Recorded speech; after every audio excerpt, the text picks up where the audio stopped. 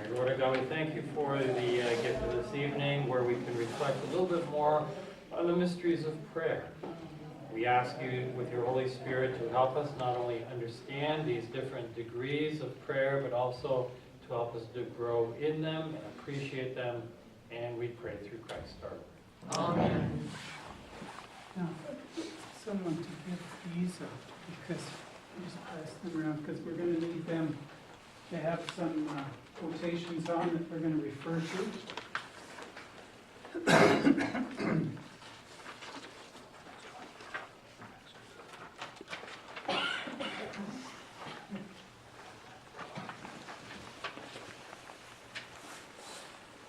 Okay, so this is our last night. We're going to talk about three things I'm going to talk about before Father Gary finishes up with the last three levels of prayer. The first thing that we want to talk about is the universal call to holiness. So this is something I think all of you have heard before, but it's a point that is sort of in contrast with the culture of our church, the church that most of us grew up in. So I just want to read to you the very first point of the handout that you're getting there, which is from John Paul II, and it's from the encyclical Novo Millennio Innuente. It was written on the eve of the new millennium. That's what it means, on the eve of the new millennium. And it was John Paul's blueprint for the church going forward in the new millennium. So he says this: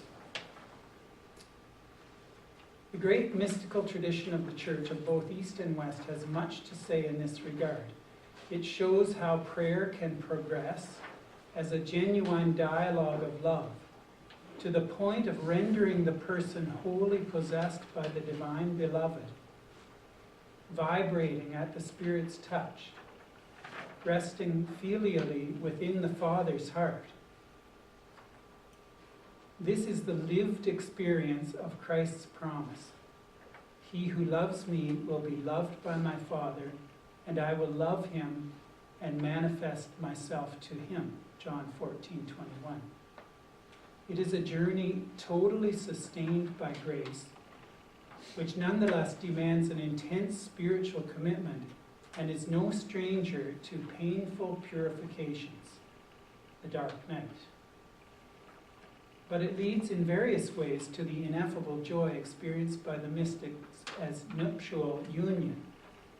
How can we forget here, among the many shining examples, the teachings of St. John of the Cross and St. Teresa of Avila? So, earlier in this paragraph before, John Paul talks about parishes becoming schools of prayer. I gave you that quotation last week. So what we're doing here, and what we're trying to do with all of the different things that are going on in our parish, is to move the culture of our Catholic faith into this kind of model, which is really that everyone is called to this deep life of prayer.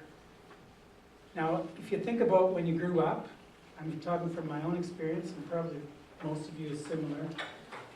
As lay people, we were kind of taught that you should try to avoid mortal sin. If you committed one, you should get to confession. You should receive the sacrament.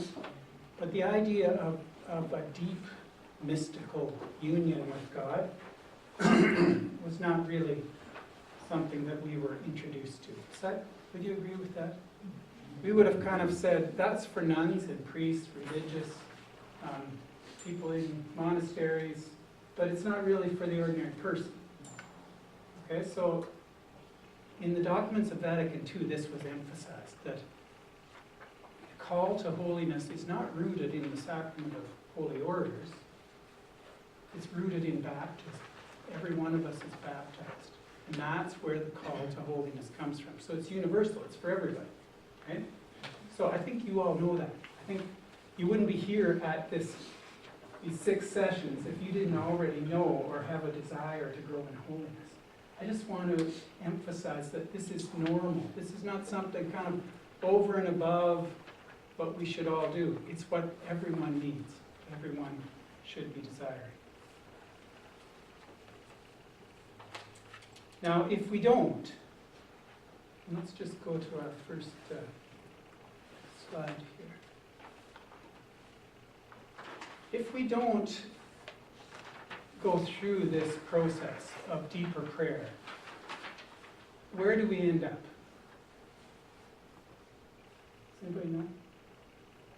If we followed the path that was suggested to our grandparents of just kind of avoiding mortal sin, when you die, you end up in Purgatory. Purgatory, right? So purgatory is good, right? No. You get to purgatory, you're going to eventually get to heaven. Better than that other place.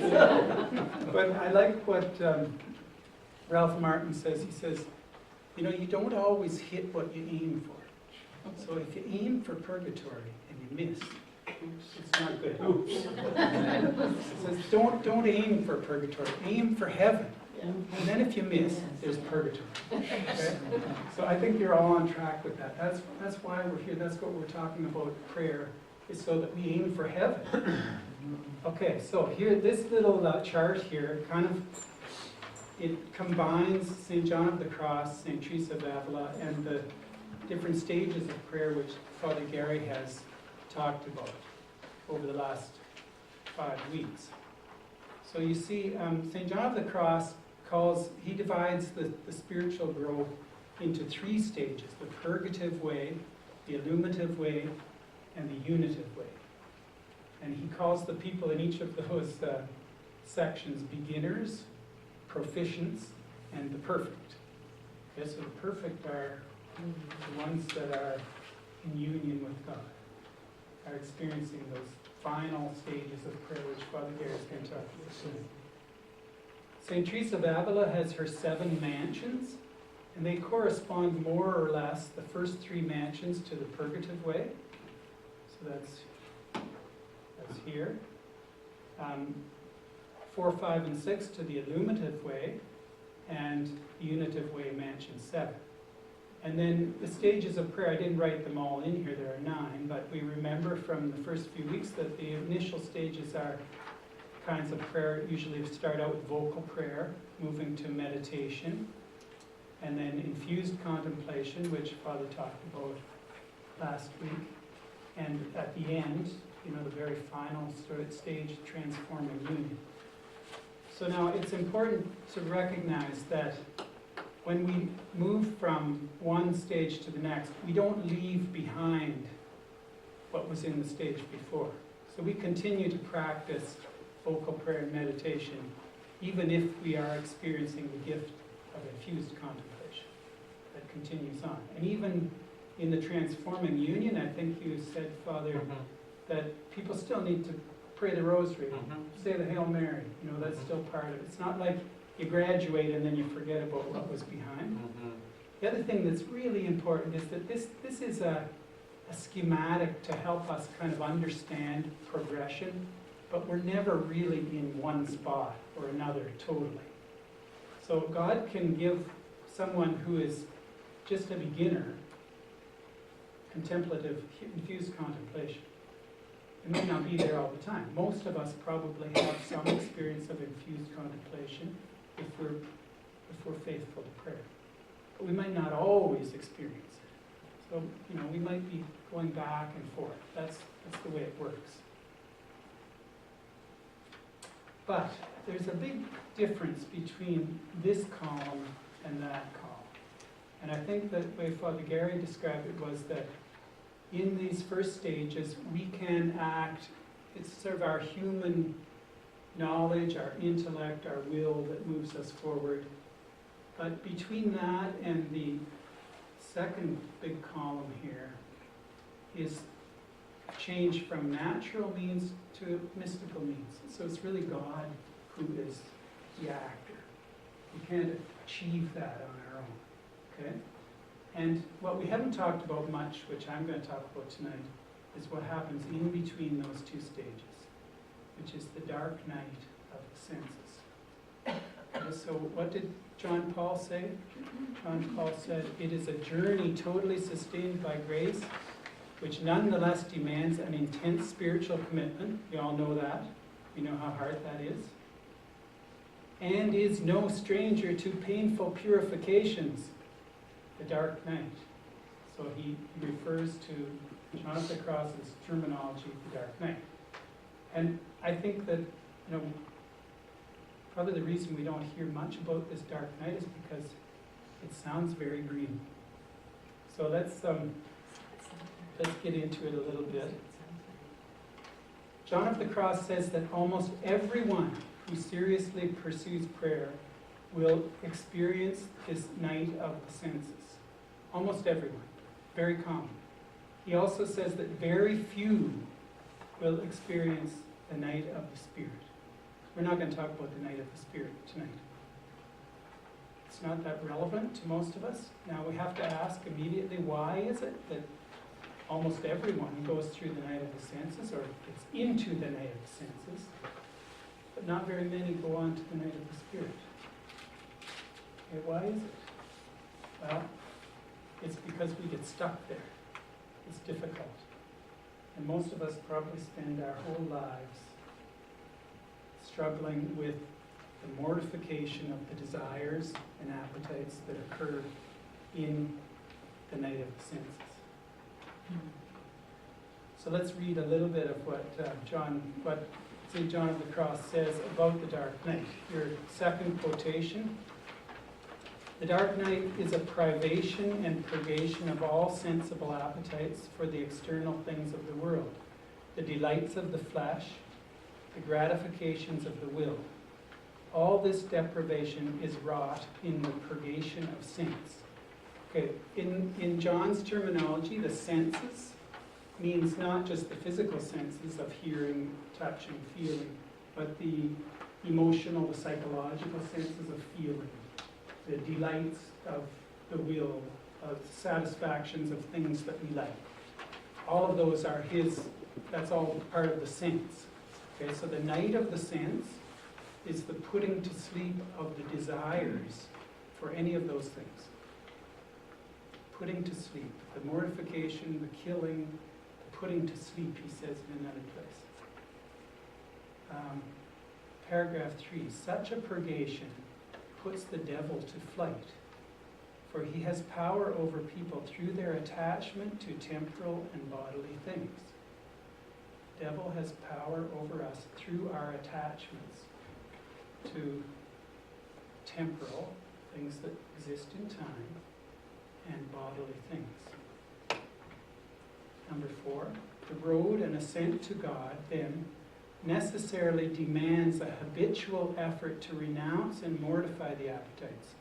The sooner the mortification is achieved, the sooner the soul reaches the top. But until the appetites are eliminated, one will not arrive, no matter how much virtue is practiced. For one, it will be failing to acquire perfect virtue, which lies in keeping the soul empty, naked, and purified of every act." That's all? Doesn't this sound fun? Okay, now before you run for the door,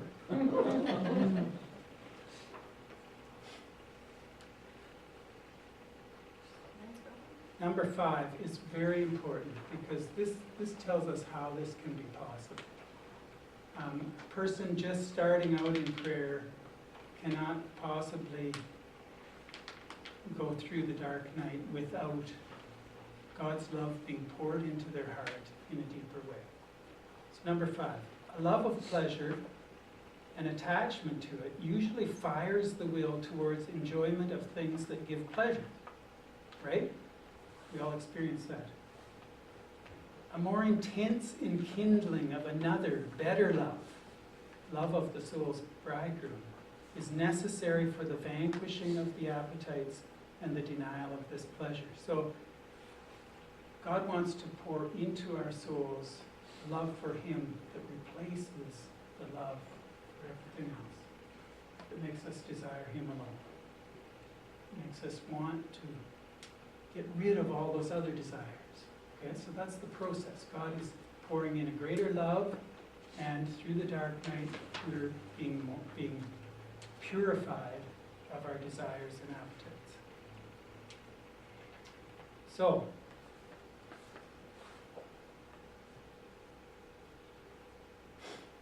there's another quotation which is a very famous one of John of the Cross, number 6. And the people always ask, well, is it just big things? Like, if you're really into Stanley Cup playoffs, that might be a pretty big thing. But then you just sort of like to have chocolates at night.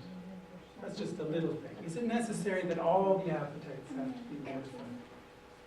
Or just the big ones? And John famously says, number 6, it makes little difference whether a bird is tied by a thin thread or by a cord. Even if it is tied by a thread, the bird will be held bound just as surely as if it were tied by the cord. That is, it will be impeded from flying as long as it does not break the thread. Okay, so even the little things, big things, everything that's not a desire for God has to be renounced. And number 7, since the things of the world cannot enter the soul, they are not in themselves an encumbrance or harm to it. Rather, it is the will and appetite dwelling within that cause the damage when set on these things. Okay, so we all know that to desire things that are sinful is wrong. Okay, we know that. But the desire for good things is harder for us to understand why we shouldn't desire. Okay, and that's a point that we're going to probably get to a little later on in this topic. So the night of the senses, this night, the senses, which separates vocal prayer meditation from infused contemplation in most cases, has 2 parts to it. The first part is the active night. That's where we act, where we can do something. So what can we do to enter into the dark night? Well, John of the Cross advises that the first thing we do is to study the life of Christ and imitate it. And that's what we've all been doing, probably, since we experienced conversion. Been reading the Gospel, been studying the life of Christ, trying to imitate it, trying to grow in virtue. Right? So that's number 1. Number 2, to break with sin. If we have sin in our lives, to confess, to repent, to continue to work to try to overcome sin. And then number 3, John says, is to choose to deny the appetites. And those are the things that we're doing during Lent. We're doing penance, giving up things that we like. Right? The Exodus 90 program is kind of like the whole denying the appetites par excellence. So every appetite you can think of is being denied all at once. So those are things we do. And then we go on to what God does. And I want to give you some examples from my own life of what I believe are experiences of the passive night of the senses, where God is acting to purify the soul. But first of all, why do we want this purification? If we go back to this first, you see that faith here is in the middle. We start out with conversion, we end up with union with God. Okay? We all end up with union with God. We all go through purgation, either here or in purgatory, right? No getting around it. Nobody. In between is faith. And the saints say that faith is the proximate means, the most immediate means, the direct means of union with God. We get there through faith. Now, all of you have faith, right? You have faith in God. But could it be fair to say we have faith in a lot of other things too? Right? Besides God. So I just want to go through with you what I think are some of our internal value statements. You know what a value statement is? an I am statement. We have one for the church. So these are things that we might say. You can make up your own list that apply to you. I am a good parent, a good grandparent. I am a capable worker, a reliable, respected colleague. I'm popular with my peers. I'm a strong, healthy person who does a lot. I'm good looking, well-dressed, well-spoken.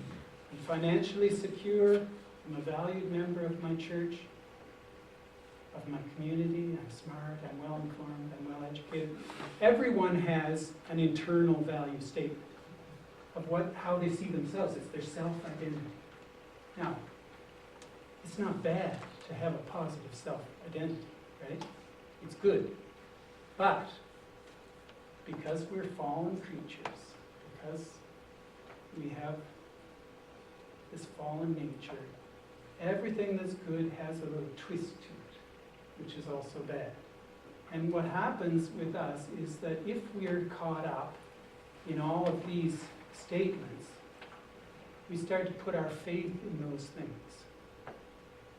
We find our security in these things, do we not? If these things are taken away, we experience crisis, right? And that's the kind of crisis that we experience in the dark night. God removes from us these things that are substitutes for faith in Him, so that we can have pure faith, so that we can have faith in God alone. And if you look at what would be the internal value statement of the saints, well, first of all, what's wrong with these? In the night of the senses, as He leads us into deeper levels of prayer, God reveals to us that our identity, founded on anything other than faith in God, is a house of cards. It really is, isn't it, if you think about it? All those things are going to leave. We're all getting older, right? None of those things really is what we're looking for. What's happening is we're being disillusioned. We're leaving behind the illusion that any of these things can provide the security and fulfillment we seek. They can't. Only God can. Gradually we discover our true identity as these illusions are unmasked and our appetite for them is put to sleep. Okay?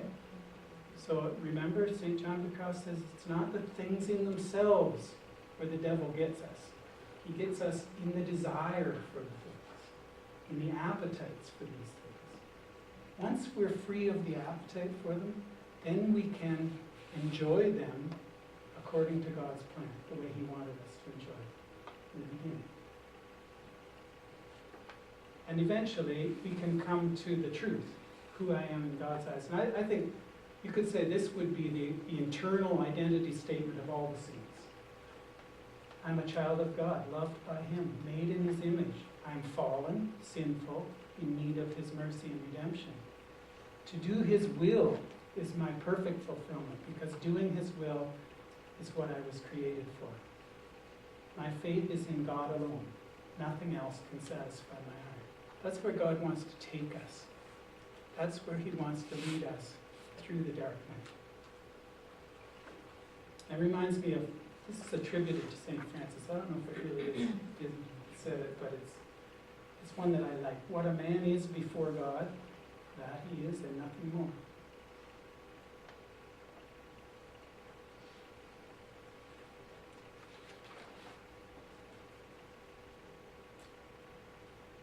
Okay, so when we enter the dark night, we've already heard what might happen in our prayer life.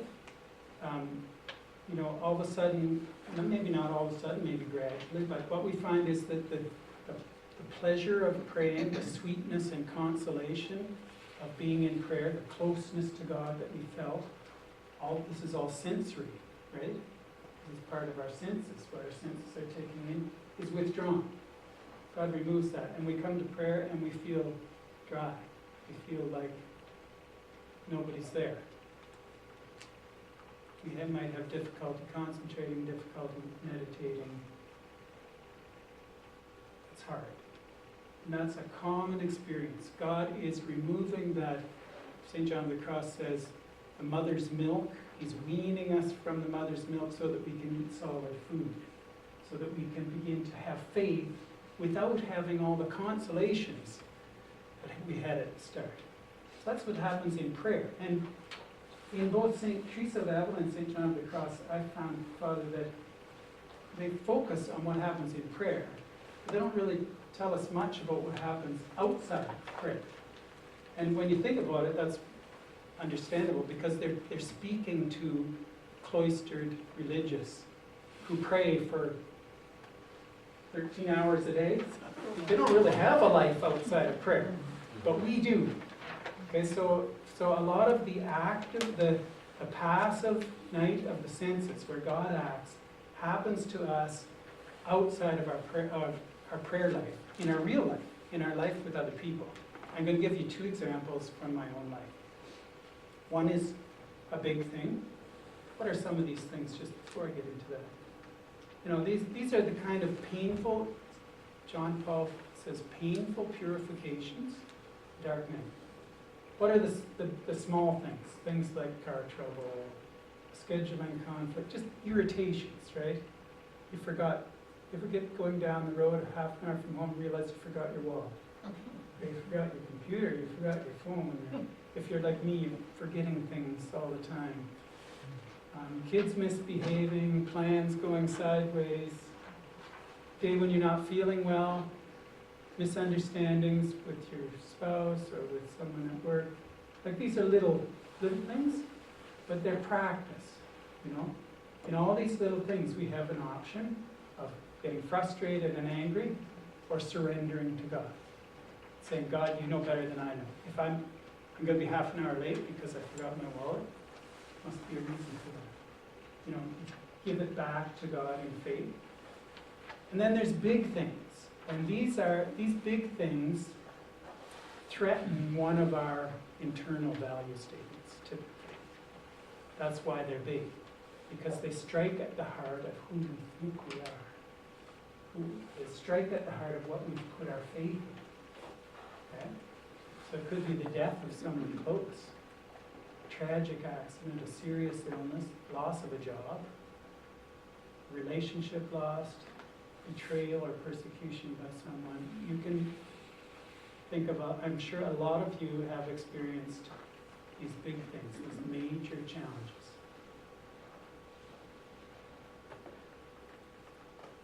So I'm going to tell you two little stories. First one, as I said, is a big one from about 20 years ago. Christine and I have, at this point, teenagers. Sam's about 16 or so, and Sam's about 18, Marie's 16, and Peggy is 14. And Sam is getting into the youth group. He's had a conversion experience, and Marie is with him, and they're both, doing great.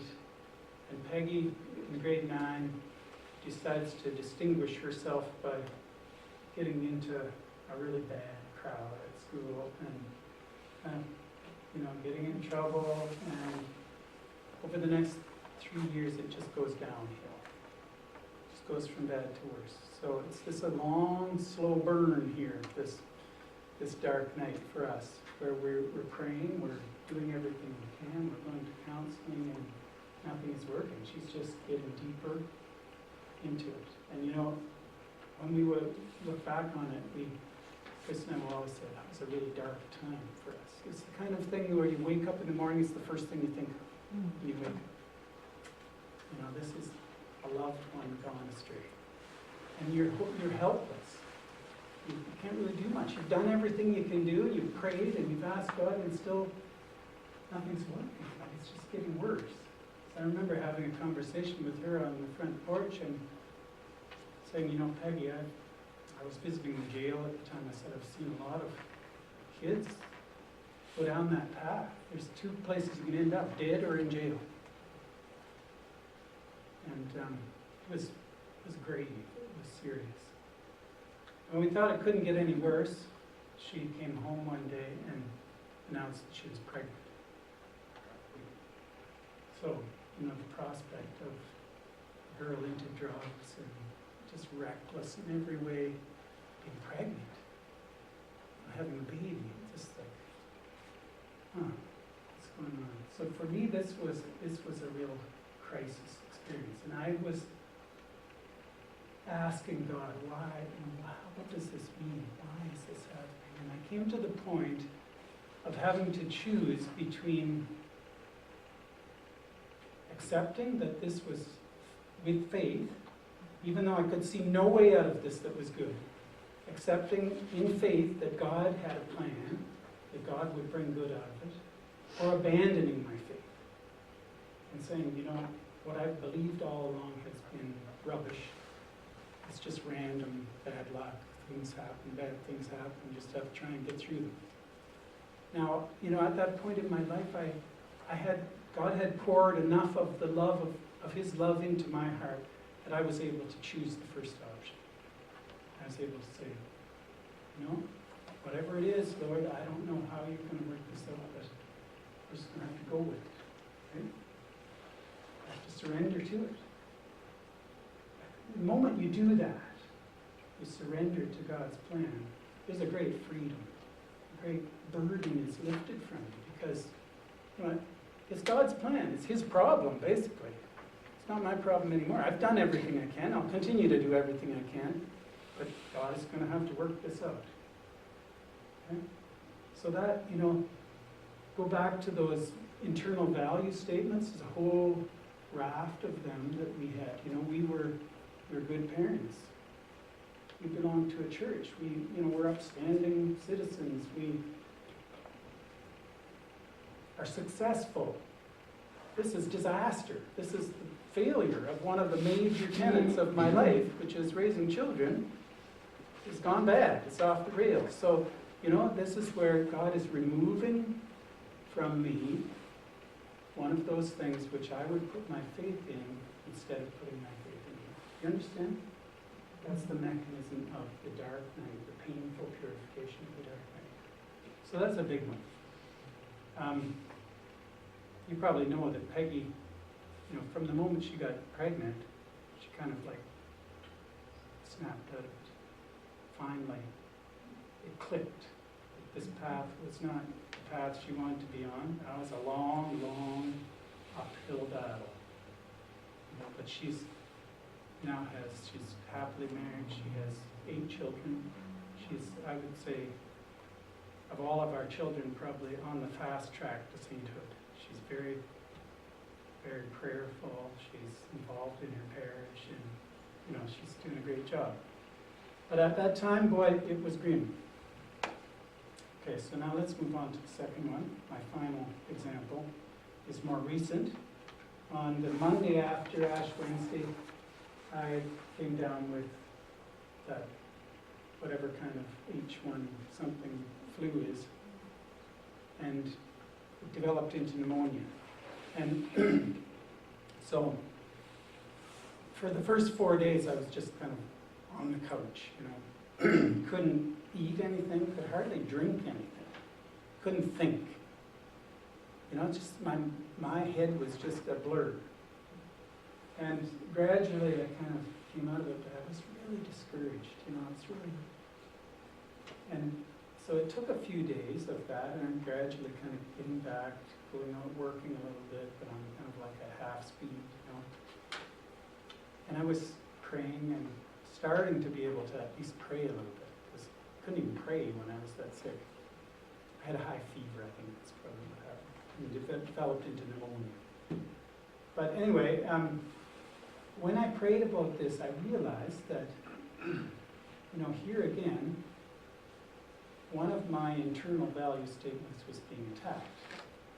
I see myself as being strong, healthy, and active. I do a lot of stuff.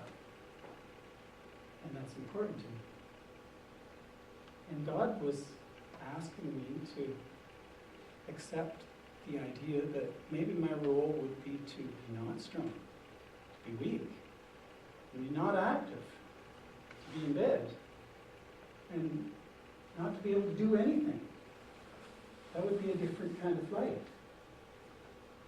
But what does God want from me for that? He wants me to say, Lord, if that's what you choose for me, that's what you must have something in mind that'll be good. Because God always wants what's best for you, right? It's just hard to get around that. Then I was praying more about it, and I realized, remember how I said that in the desire for these good things, there's always a little something twisted where the devil gets in. So in my desire to be healthy and strong and do a lot of good things, nothing wrong with that. Here's the twist. I think God sort of revealed this to me one day in prayer. I'm also thinking in the back of my mind, I'm a lot stronger and healthier than these other guys who are my age. You know, who poop out when they're 55 and aren't doing anything. You know, so there's pride. You see how pride is coming in there? It's not that it's wrong to be strong and healthy or to want to be strong and healthy, but the twisted part is that we become proud of it, judgmental, look down on other people who, you know, at my age, there's a lot of guys that are very unhealthy, right? You all know that. My health is a gift from God, but it doesn't mean that I should be proud of it. So those are two examples. I hope that they explain a little bit about the dark night of the senses. As I said before, John of the Cross assures us that everyone who engages in a serious life of prayer and sticks to it, that God will move them into that night, because he wants you to progress and to go through into contemplation, into the next level, where we really start to become effective and powerful in God's kingdom. So, that's all from me. Should we take questions on this or just before you? Any questions?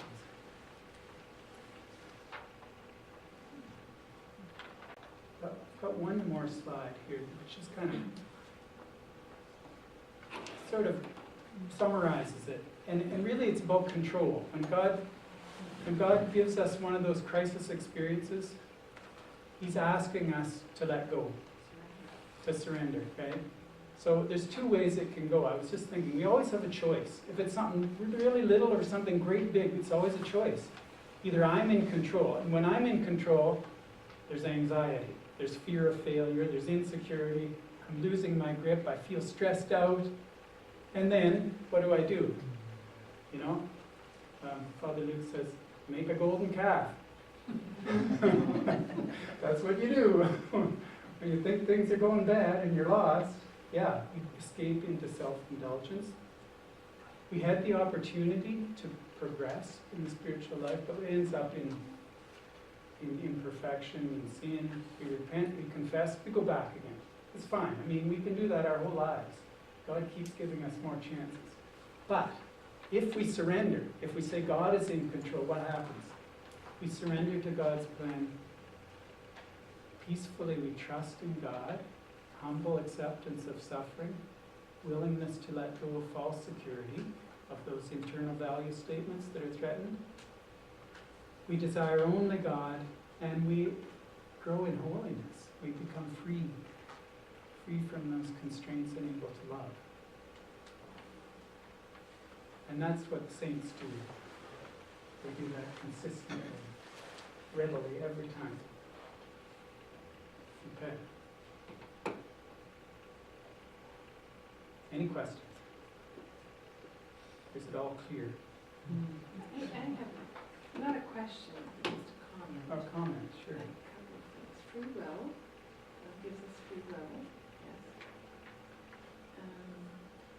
But in terms of mortifications, are we called, is it equated that we grow in holiness if we're always experiencing mortifications? Because Jesus, when he lived, he said, I want you to have life and live it abundantly. Mhm. So, and he, in his life, showed that life is good, I want you to enjoy. So what I'm thinking is that you always have to keep those, what did you call them, your internal value statements, keep that in perspective, right? And always keeping the Lord's will higher than, so that it's not a bad thing to strive to be healthy, to, you know, as long as it doesn't become, I don't want to say obsession, but you know, or is what is St. John saying, that we need to practice this all the time? He is. And the distinction is not between moderation and obsession. That's not what this is about. The distinction is between desiring it and being indifferent to it. Okay, so in the perfect saint has no preference whether he's healthy or sick or dying or alive. Just wants to do God's will. Right? If you read Saint Therese of Lisieux, you know, when she's dying of tuberculosis, like she, you know, if the Lord wants her to live, it's fine. If He wants her to suffer, it's fine. If He wants her to die, it's fine. Okay, so that's where the distinction is. The distinction is not in terms of moderation or obsession. That's another moral distinction, for sure. But this one is between wanting only what God wants, whatever that might be, and we don't know, and being, like most of us are, wanting what we want, because we see things that we like, we want them. That's where the devil gets in, is where we want something, we desire it. Because we never desire it with a pure intention, because we're fallen, because of concupiscence. We always desire it with some twist. You know, it can never really be pure in our desire for things that are created. Right? Sort of an example I'm thinking of is that we're invited over to a birthday party, you know, and there's cake and there's wine, you know. Of course, by all means, the saint would say to themselves, of course I'm going to share in this wine and this cake because it's a celebration, and I'm doing this out of my love and charity for this person, my solidarity, and celebrate this event, you know. Or if a parent sort of says, okay, it's Sunday afternoon, I'm going to play ball with my kids, you know, outside, and they really have fun doing that. But it's done because it's kind of, this is what God's plan is for you at the moment, and you're surrendering your will to His will. You know what I mean? It's not a selfish looking for self-seeking apart from His will, you know. I think that's the real key. Correct me if I'm wrong. So the epitome or the end goal is this manifestation of love of God. And yes, we continue on with our life and do what the best we can and do what we do. But our love of God lets all those desires kind of, it doesn't matter. So I wanted to go square dancing or something, and I can't go now, and you know, so what? It's no big deal. Or the big things and the little things. It's just because you love God so much, you want to do what He does, that you eventually, through the grace of God, you'll be able to express that, and that it's gone. Like you don't even have it anymore. Like that desire, because God is love. Right. And then you love everyone else. That's right. And then, like St. John of the Cross says, then we experience created things in the form and in the relationship to ourselves that God intended, without the appetite for it. Okay? But we actually experience more of life. It's not like this is a downer. And you know, proof of that is on Saturday we had, what was last night? We had a meeting, a fraternity meeting of the Exodus guys. Tuesday night, yeah. Okay, so we were just like wondering, we're really in a pretty severe asceticism here. Like there's no TV, no desserts, no sweets, no alcohol, no nothing, basically. and fasting on Wednesdays and Fridays. Showers. Cold showers. But, you know, we just sort of went around, like, do we feel like we're missing out on something? No. Like, everybody's feeling like they're really alive here, right? I mean, it's hard, but it's good at the same time. But I think the big thing is that like what I found was my desires for all these things that I like, and I like a lot of things. That's my, like I like pleasure. I like pleasant things. I like to feel good, you know.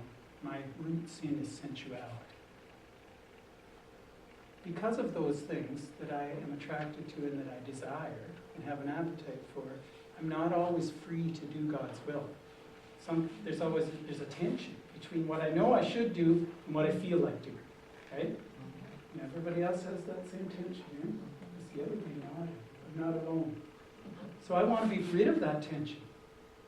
I want to be free to always, as soon as I understand what God wants me to do it. It doesn't matter about me. Just to do God's will is all that matters. That's, I think, the prayer and the action in our life, the purification, kind of seesaw back and forth. We go a little further in prayer. Would you say that's fair to say in most cases? Yeah, what you're talking about is at the higher levels of At prayer. the higher levels, we surrender something, and our prayer gets a little deeper. And in the deeper prayer, we experience more of God's love, and so we're secure enough to surrender a little more, you know. And it goes like that. It goes back and forth. And hopefully, at the end, before we die, we're all at transforming union, which God is unbelievable. It's hard to get there. Right? So,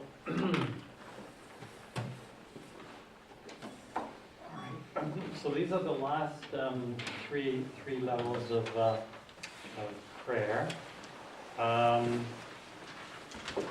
Okay,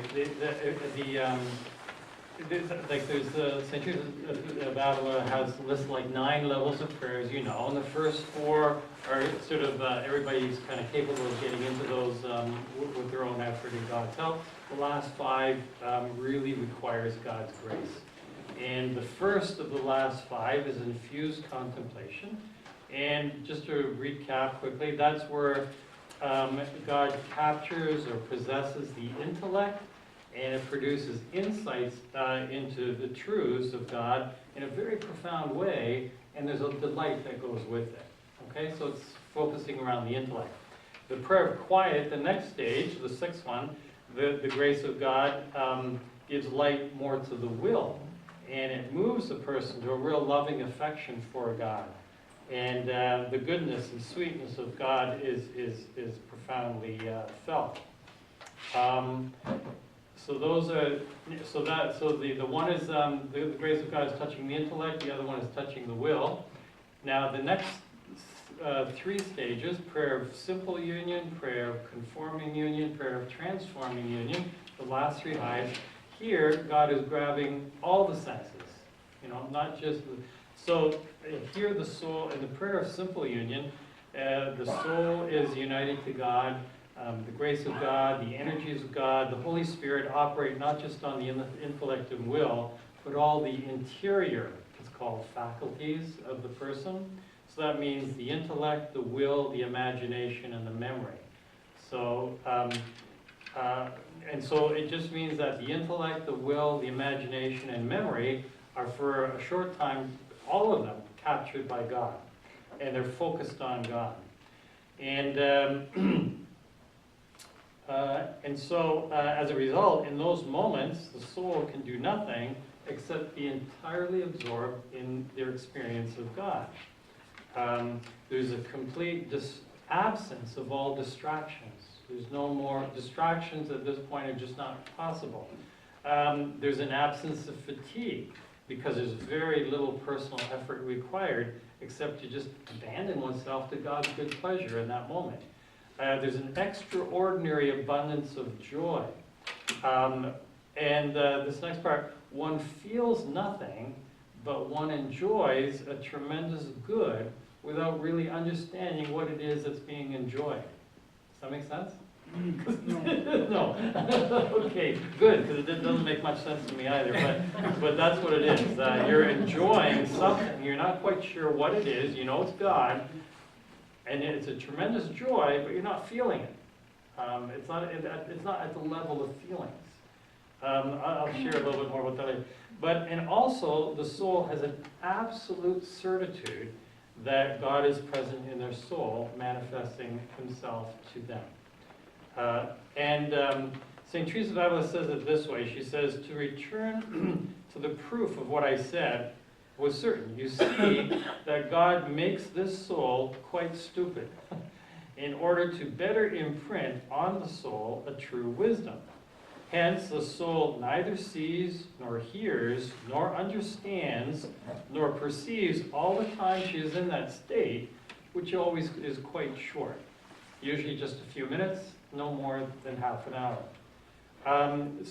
In other words, it's not the will only, but the understanding, imagination, and memory are all suspended. And God fixes himself in the interior of the soul, that when the soul comes to herself, she cannot but believe she was in God and God was in her. And St. Teresa says this truth is so deeply rooted in her, even though many years may pass before God bestows the same favor on her, she never forgets it or doubts it, you know.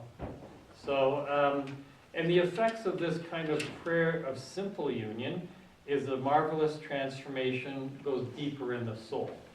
As the soul, the person has a great zeal to want to make God known and loved by all.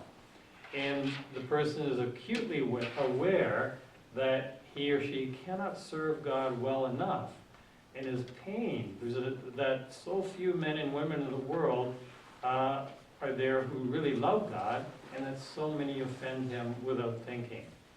And it's not, and she says it's not just a pious meditation or reflection, but it's a grief that goes right into the soul, and she said seems to tear the soul to pieces and grind it to powder. That's how she put it. So it's more than just a thought or a realization. It's something that goes right deep in the soul. And so the soul has a real consuming desire to praise God, and as she puts it, is willing to die 1,000 deaths for his sake if it were necessary. There's great yearnings and desires to practice penance, and a great longing that everyone would come to know the goodness of God. There's a real submission to the will of God, and she says a soul offers no more resistance to grace than does soft wax to a seal impressed on it. And there's great charity manifested towards one's neighbors, so that when they're overlooked and other people are praised, the soul rejoices. Okay? So there's a now, to be honest, in all my time, in all my life, I think I've only met and know one person who's ever is in this stage of prayer. Because he's a friend of mine, and he's not a priest. Because when he has his prayer, he's been saying this to me for years, and it's kind of like, okay, I think I get it, because I've read it before, but at the same time, I don't get it, you know? He'll say to me, he says, after a long period of time, he'll say, well, it's that same fellow I said last time who said, well, 2 hours in front of the Blessed Sacrament is just a warm-up for him, you know? And he says, after an experience of prayer, he says, well, I don't know where I was, but I know I was in the right place, and I didn't want to be anywhere else. Okay? And sometimes he'll say, I understand nothing, but I see so clearly. And he'll say, the joy in me is incredible. It's bubbling over, although I don't feel anything. You know? These are really weird statements, you know? but he's been saying these things to me for years, and I know he's really sincere, and he's really experiencing this. I don't really know what he's talking about exactly, because I haven't experienced that myself, but, and he's the only one I've ever met who shares those kinds of things and seems to be at this level of simple union, at least sometimes, you know. So the prayer of simple union is the first of the last 3 stages, and then there's the prayer of conforming union or spiritual engagement, betrothal, and then there's the last one, the spirit of transforming union or spiritual marriage. And the saints say that at this point, they kind of compare it to courtship, engagement and marriage. So simple union is where the soul and God, in a sense, are really courting. It's not just dating, not just friends, it's real courtship. Where in courtship, it's not casual dating, but a serious step forward in the relationship where the couple are seriously considering engagement and marriage. The next stage is sort of the engagement, and the last stage is the marriage. Okay? So the next stage is prayer of conforming union or spiritual betrothal. So in the first stage there, the prayer of simple union, it was all the interior faculties of the person are focused on and absorbed in God. The memory, the will, the intellect, the imagination. At this level, this is a really interesting level. At this level, all the external abilities of the person, his faculties, are wholly absorbed and focused on God too. St. Francis of Sales puts it very nicely. He describes this level of prayer this way. He says, "It's not surprising that a soul, thus given to contemplation and the love of God, is, as it were, out of itself, ravished and carried towards God. If one who lets himself be carried away by the passion of human love goes so far as to abandon all in order to yield himself to the object of his love, is there any cause for wonder if divine love impressed on a soul by God himself so absorbs it that it comes to forget all else in order to behold and love God alone?" So that's sort of the comparison he uses. And the outcoming of having the interior and exterior senses absorbed by God is that there's those moments, again, it's very short, it's usually just a few minutes, maybe no more than half an hour or so. I think at a couple of hours you can go in and out of it, but a sort of immobility takes hold of the person. The body just simply remains in the position that it was when this level of prayer starts. Whether the person's standing or sitting, the hands are open or closed. Accompanied by this is a more or less pronounced state of they call insensibility. The physical life, your physical life slows down, breathing slows down, body heat as it consequently cools. But it's all done with great gentleness and the saints say a delight that's unspeakable. This is also known as, and it doesn't weaken the body, but gives the body new energy and new vitality. And it's also known as being in a state of ecstasy or rapture. The perception of the outward world is lessened, even to the point sometimes of just disappearing.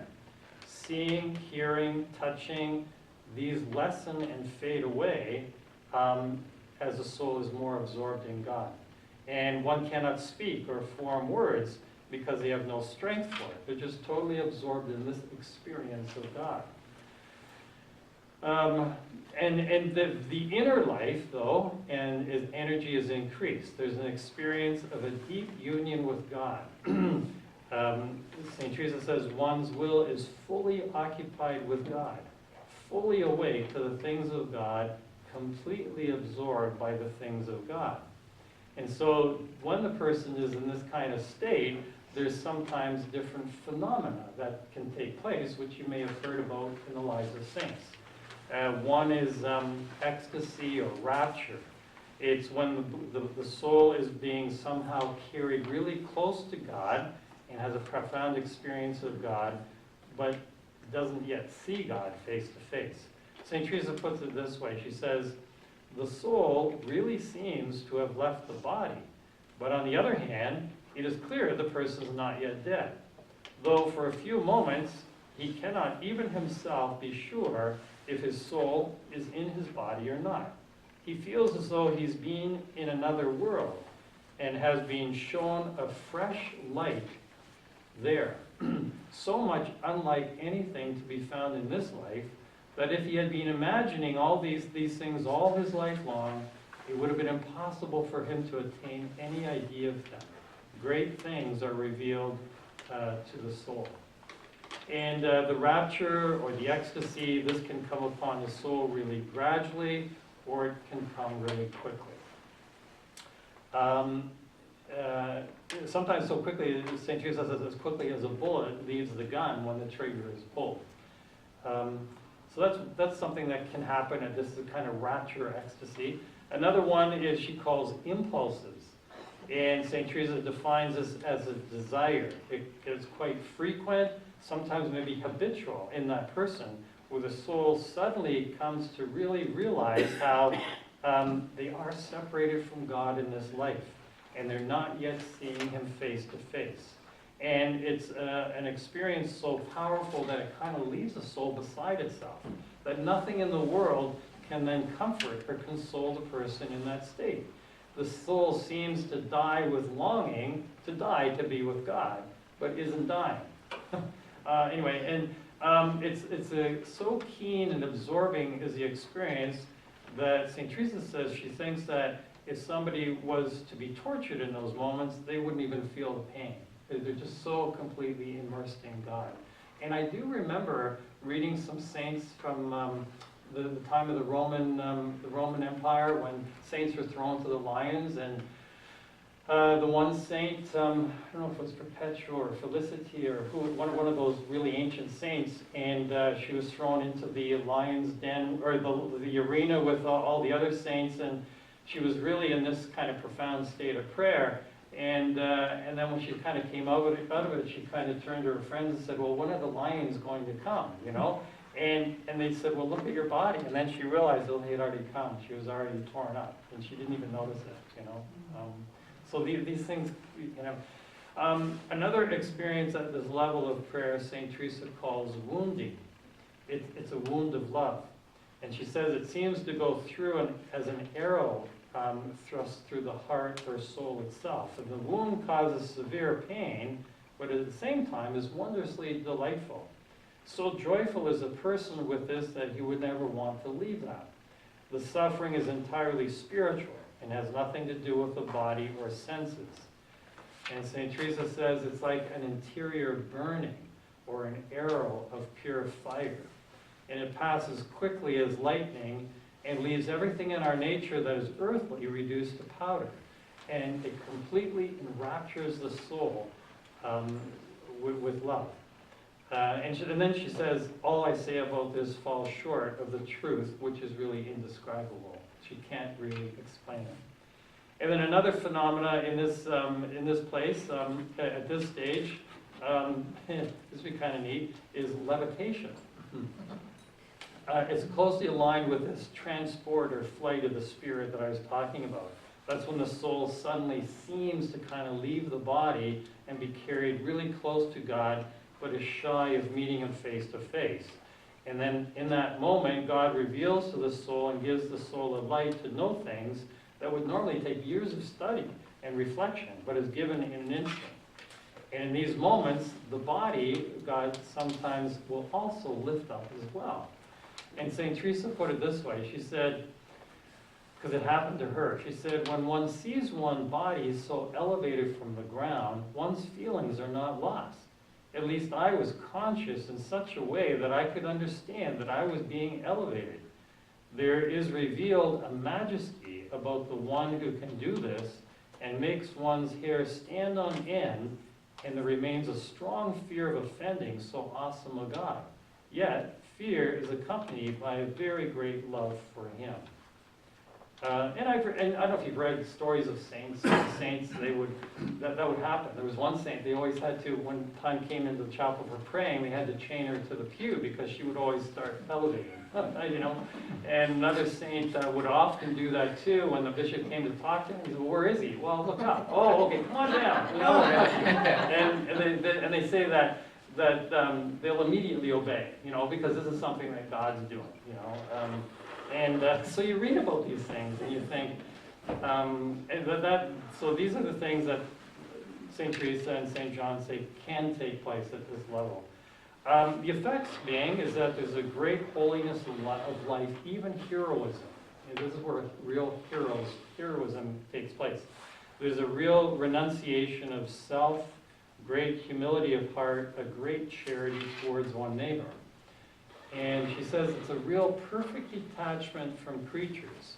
And she says God, so to speak, makes the soul come to such a high rampart of a fortress that from looking down, the soul just sees that everything else other than God is really nothingness.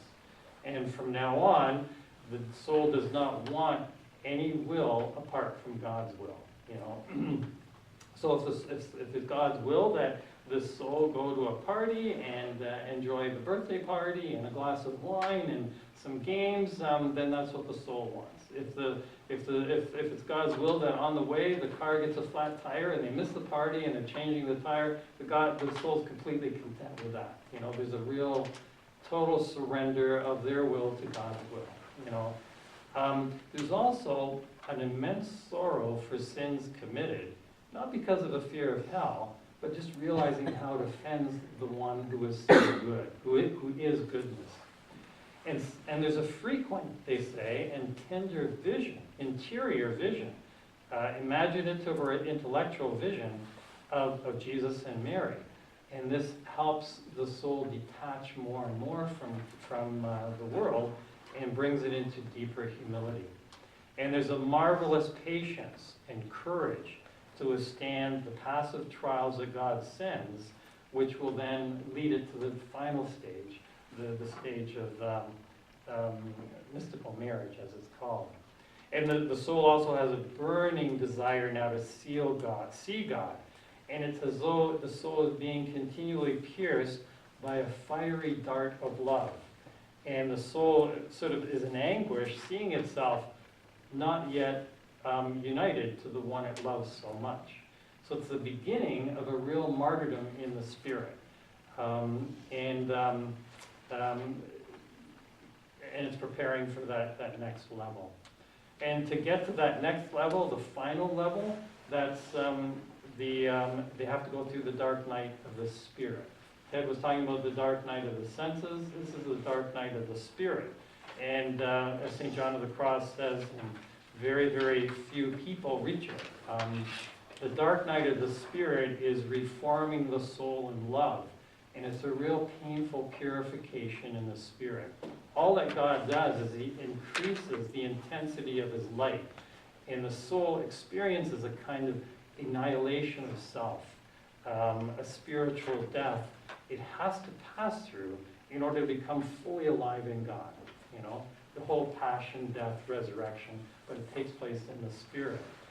So with this new light, the soul realizes its own destitution and wretchedness.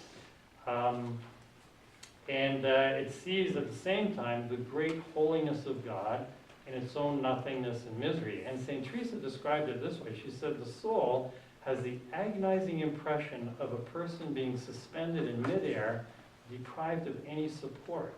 At times may even see hell yawning and wanting to swallow it forever. Those are kind of the sufferings of the mind. And the sufferings of the will, at this point the soul is deprived of all joy and becomes convinced it is lost forever, but doesn't know what it did to deserve that. The soul imagines and thinks it's no longer loved by God. God has abandoned it. It's a kind of hell due to these interior sufferings, but it serves to purify of the ego and self-centeredness. And I remember reading Mother Teresa, when I'm sure she was in this stage for quite a while, but in one part of her book she was saying that there were times in her life, long periods of time, when she just felt totally abandoned by God. Her prayers, she said, it felt as though they went up to the ceiling and then bounced back down to her. That they just weren't reaching God, that God was gone, you know, like, and it's a purification of the ego, you know. But then, once the soul has gone through that, then it reaches transforming union or spiritual marriage. And the only next step after that is heaven, the beatific vision, face to face with God. So this transforming spiritual union with God, it's kind of an intimacy, sort of the intimacy between two people who are married. Once they're married, there's no longer any secrets. It's a blending of two lives together. And so all the other stages, we're not yet that intimate. But at this stage, the soul is that intimate with God. There's no more ecstasies or raptures or levitations or anything like that. And instead, the soul has become stronger to be able to receive what God gives it, and it enters into a peace that goes beyond understanding. The kind of a peace enjoyed or enjoyed by a married couple who deeply love each other and are completely sure of their love for each other. And there's an indissolubility. The other spiritual stages are transitory, but this one is permanent. And the effects here at this stage, the soul is transformed and really forgets about itself. Ego has been completely purified. Selfishness is completely purified. And the soul only desires to love God and love other people for God's sake. And only thinks of God's glory. They're totally abandoned to God. And as Ted said, now they are completely indifferent to whether they live or die. Whether they suffer or have a great experience of God's love. Their only desire is to be completely in conformity with the will of God in the present moment.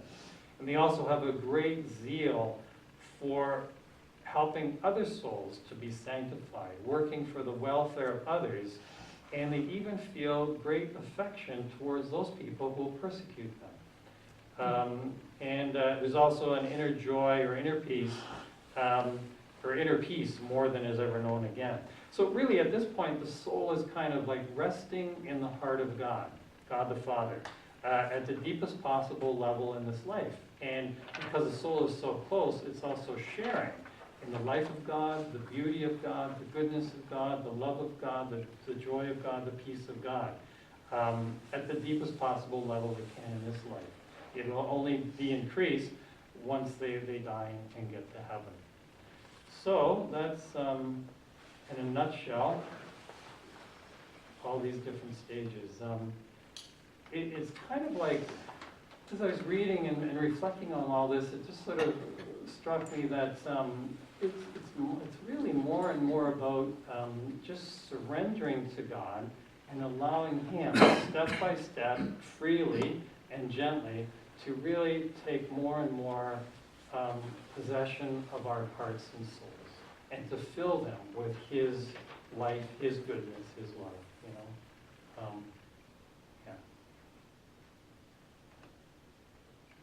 Amen. Amen. That's it. So if any of you ever start levitating in the church, I'll know which. That's the level of prayer you're in.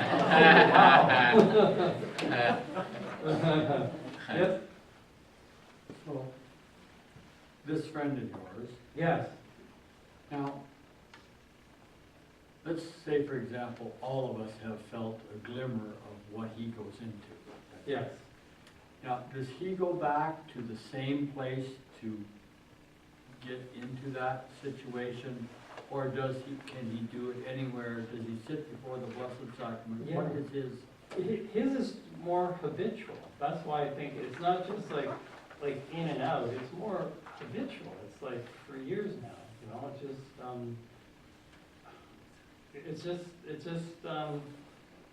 yeah. That's. It's not like, I mean, he'll still pray the rosary, and he goes to mass and he has his vocal prayers and things like that. But those require a little bit of an effort on his part, whereas this kind of prayer, it takes no effort and he really delights in it. It just seems to happen to him all the time. I'm not sure. I think what Tony's asking is if you had is this what you're asking? If you had an experience that seemed like, some sort of mystical experience, could you go back to recreate it by going back Yes. to the same? Oh, no, we can't recreate it.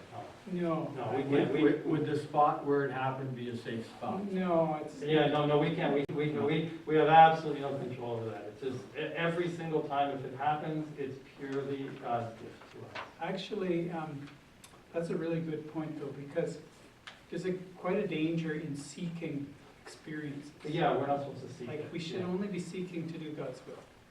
That's all. the experiences, St. John of the Cross is really Yeah, he's strict really on hard that. on He that, says yeah. if you have an experience, forget about it. Yes. Don't dwell on it. Don't try and go back to it and have it again. Because whatever good God wanted to do is already infused in the soul at the time of the experience. And as soon as you start thinking about it, then you start, pride gets in Mhm. there, and you start thinking, oh, I'm getting in the higher levels Well, now. I'm on level 8, Yeah. yeah. And then- And Ted's only on 7. Yeah. I'm winning. That's right. Yeah, so Yeah, it's that's- important not to seek the experience. Yeah. And, you know, another thing, John of the Cross, actually, he says that the infused contemplation, God works in secret. Usually, we don't experience anything. It happens that God is working in our soul, but it's the manifestation of it is in virtue, in Mhm. discernment of something that we didn't discern before, lights that we have, which come about later on during our daily life, while we're working, while we're Mhm. conversing with somebody. But that the experience of it at the time, when Sometimes we're you in don't. contemplation, is just kind of, we're just there, we're just present with God Mhm. and don't experience For anything. some of them, And that when we're not experiencing anything, but we in faith remain there, God loves that. God is really pleased with us for doing that. So if you're not experiencing a lot, keep on, yeah. Yeah. keep on praying, right? Yeah, I think the way to move through all of this is just real humility, trying to in each moment practice real humility, to forget about ourselves and, what is God's will for me in the present moment? What is best for this other person, So humility and charity.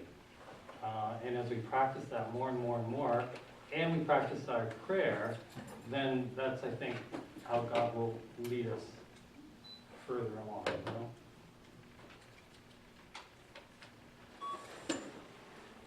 Have you ever run into anybody who's levitated or in these higher levels of prayer? I've never.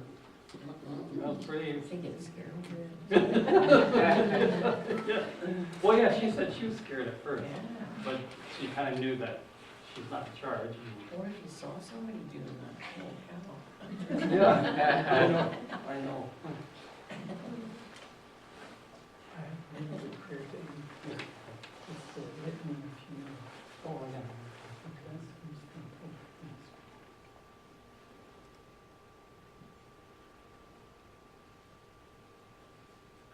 So have any of you prayed the litany of humility? Heard of that? This is a great prayer. So the first, you respond with the part that's in bold there. So, Jesus, meek and humble of heart. Hear me. And then for all these, you respond to the Jesus. From the desire of being esteemed. Deliver me, Jesus. From the desire of being loved. Deliver me, Jesus. From the desire of being extolled. Deliver me, Jesus. From the desire of being honored. Deliver me, Jesus. From the desire of being praised. Deliver me, Jesus. From the desire of being preferred to others. Deliver me, Jesus. From the desire of being consulted. Deliver me, Jesus. From the desire of being approved. Deliver me, Jesus. From the fear of being humiliated. Deliver me, Jesus. From the fear of being despised. Deliver me, Jesus. From the fear of suffering rebukes. Deliver me, Jesus. From the fear of being calumniated. Deliver me, Jesus. From the fear of being forgotten. Deliver me, Jesus. From the fear of being ridiculed. Deliver me, Jesus. From the fear of being wronged. Deliver me, Jesus. From the fear of being suspected. Deliver me, Jesus. So the next part is, Jesus, grant me the grace to desire that others may be loved more than I. Jesus, grant me the grace to desire. That others may be esteemed more than I. Jesus, grant me the grace to desire. that in the opinion of the world others may increase and I may decrease. Jesus, grant me the grace to desire it.